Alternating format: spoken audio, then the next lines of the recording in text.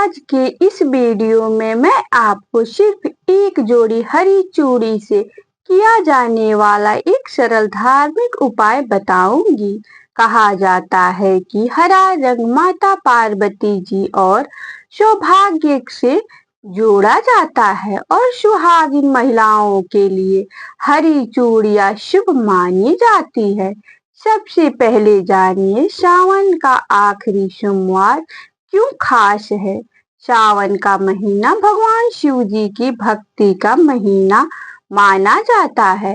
इस पूरे महीने भक्त भगवान शिव जी को जल, दूध, बेलपत्र, धतूरा, फूल और अपनी श्रद्धा अर्पित करते हैं।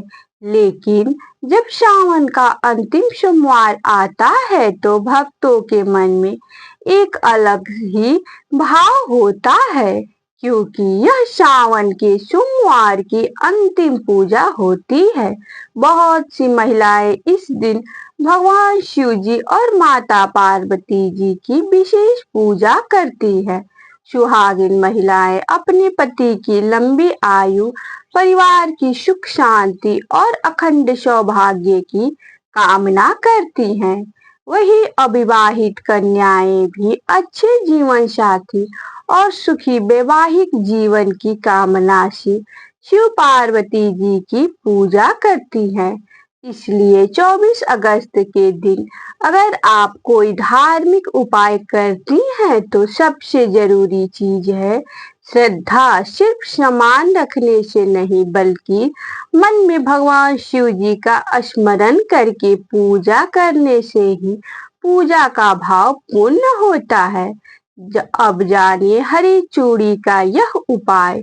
इस उपाय के लिए आपको बहुत ज्यादा सामान की आवश्यकता नहीं है। आपको चाहिए एक जोड़ी हरी चूड़ियां।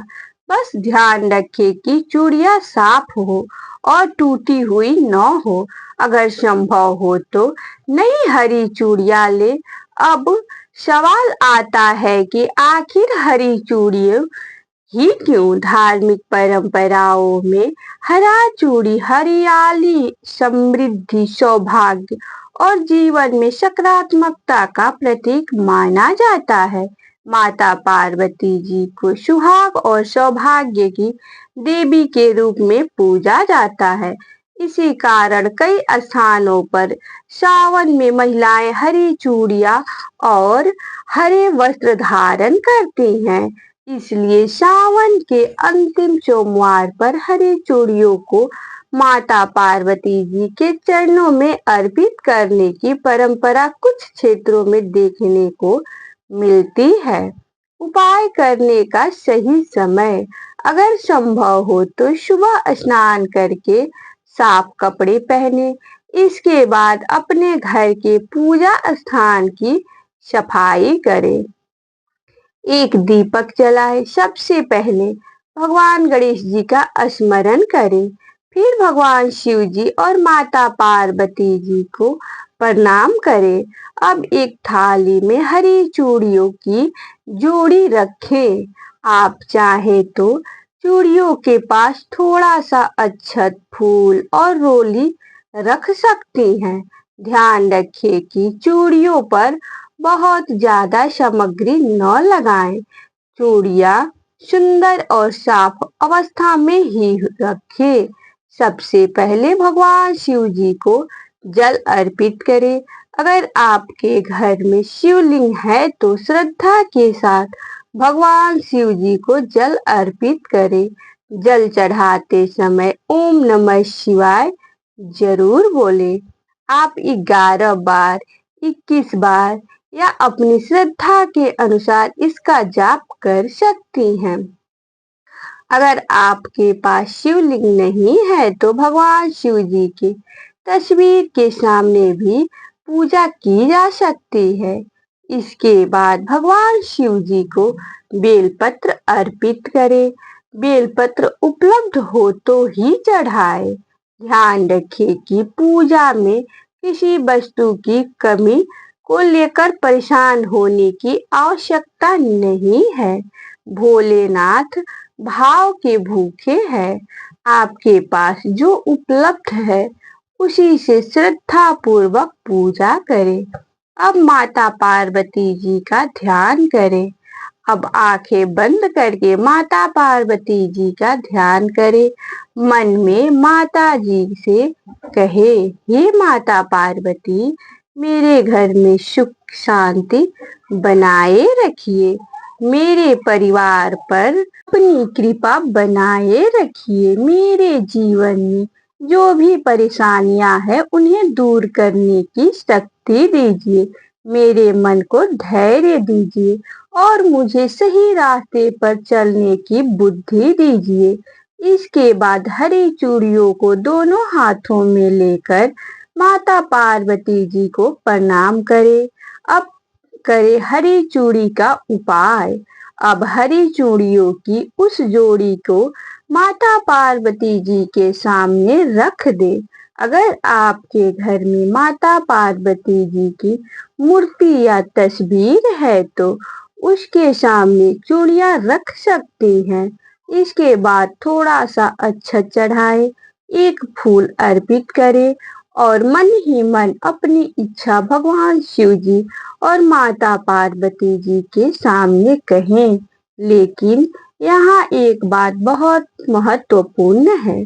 अपनी इच्छा रखते समय यह न सोचे कि भगवान को किसी तरह की मेरी इच्छा पूरी करनी ही होगी, बल्कि इस भाव से प्रार्थना करें, हे भोलेनाथ, मेरे लिए जो उचित हो वही मुझे प्रदान कीजिए और मुझे यह परिस्थिति का सामना करने की शक्ति दीजिए। यह प्रार्थना मन को बहुत शांति देती है। अब बोले यह मंत्र हरी चूड़ियों के सामने बैठकर 108 बार नमः शिवाय का जाप कर सकते हैं। अगर 108 बार संभव नहीं है तो 21 बार भी कर सकते हैं। मंत्र का जाप करते समय मन को शांत रखें, जल्दबाजी न करें। मोबाइल को कुछ देर के लिए दूर रख सकते हैं और पूरा ध्यान भगवान शिव जी के चरणों में लगाएं। अगर आप महिला हैं तो ओम लगाने की जरूरत नहीं है, केवल नमः शिवाय का जाप कर सकते हैं। हर मंत्र के साथ ऐसा महसूस करें कि आपके मन का डर और चिंता धीरे धीरे कम हो रही है। चूड़ियों के साथ क्या करना है? पूजा पूरी होने के बाद इन चूड़ियों को माता पार्वती जी का प्रसाद मानकर श्रद्धा से रखें। यदि आप सुहागिन हैं और आपके लिए पहनना उचित है तो पूजा के बाद उन चूड़ियों को स्वयं धारण कर सकती हैं। यदि किसी कारण से पहनना संभव न हो तो उसे पूजा स्थान पर श्रद्धा से रख सकती हैं। किसी भी परिस्थिति में चूड़ियों को पैरों के पास या गंदे स्थान पर न रखें। और सबसे जरूरी बात, चूड़ी टूट जाए तो इसे अपशकुन समझकर डरने की जरूरत नहीं है।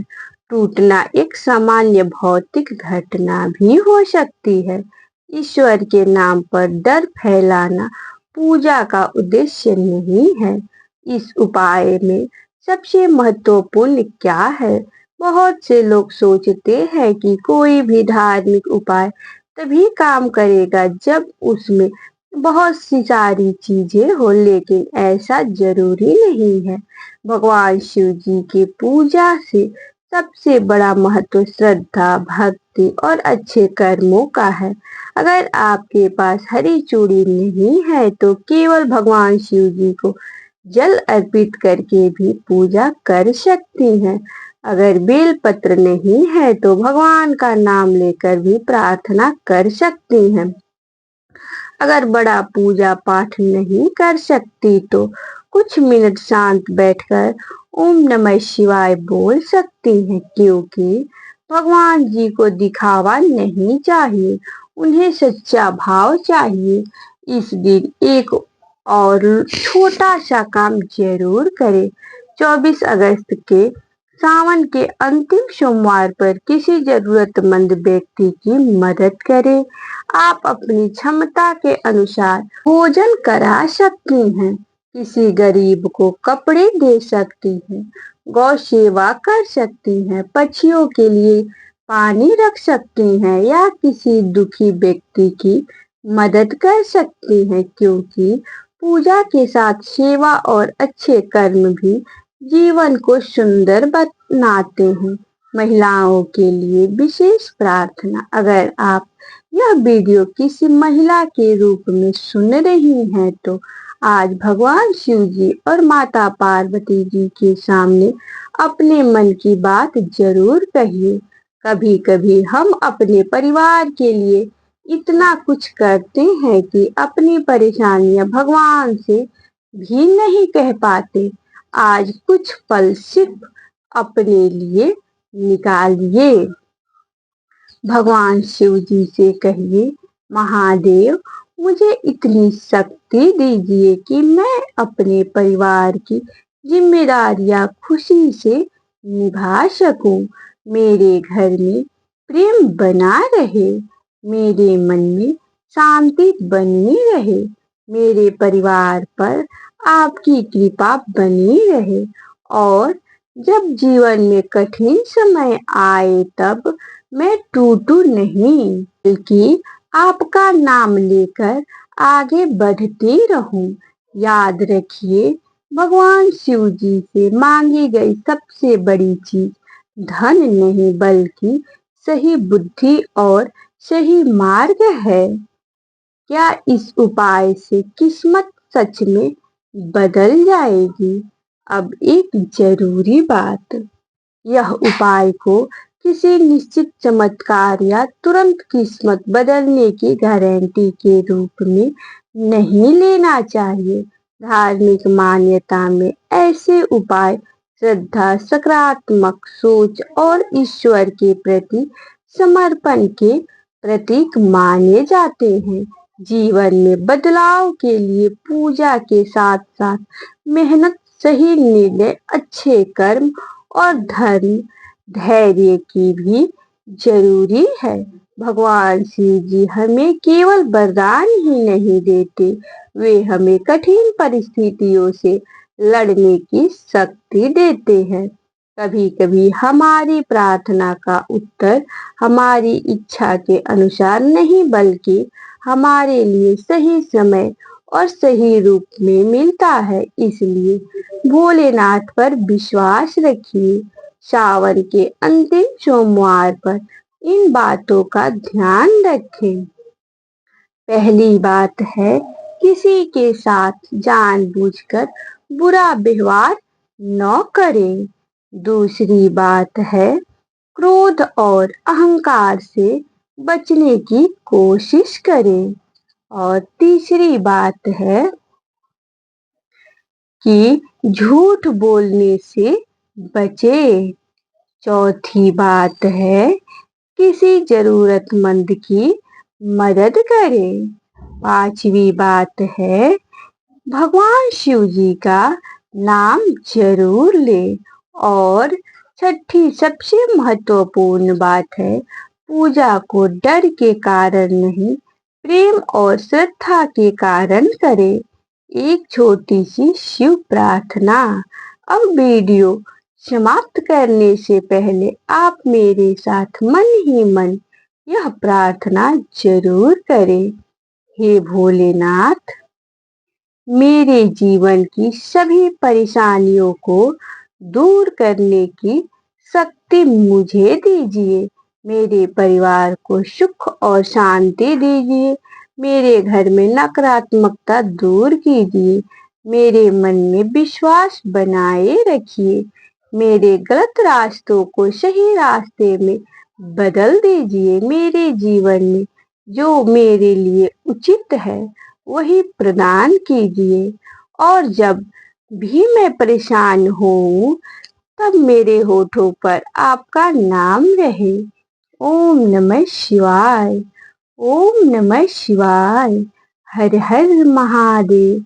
तो भक्तों, 24 अगस्त 2026 सावन के आखिरी सोमवार के दिन अगर आप हरी चूड़ी का यह धार्मिक उपाय करना चाहती हैं तो इसे पूरी श्रद्धा और साफ मन से करें। याद रखिए, उपाय से भी बड़ी चीज है आपकी आस्था। चूड़ी से भी बड़ी चीज है आपका विश्वास और पूजा से भी बड़ी चीज है आपके अच्छे कर्म। भोलेनाथ से कुछ मांगने से पहले उन्हें अपना मन सौंप दीजिए, क्योंकि जब मन में शिव का नाम बस जाता है तो कठिन रास्ते भी आसान लगने लगते हैं। अगर आपको भगवान शिव जी पर विश्वास है तो कमेंट में जरूर लिखिए ओम नमः शिवाय और इस वीडियो को अपने परिवार की उन महिलाओं तक जरूर पहुंचाइए जो सावन के अंतिम सोमवार पर भगवान शिव जी और माता पार्वती जी की पूजा करती हैं। भगवान भोलेनाथ और माता पार्वती जी की कृपा आपके और आपके पूरे परिवार पर बनी रहे। आपके घर में सुख शांति प्रेम और समृद्धि बनी रहे। हर हर महादेव।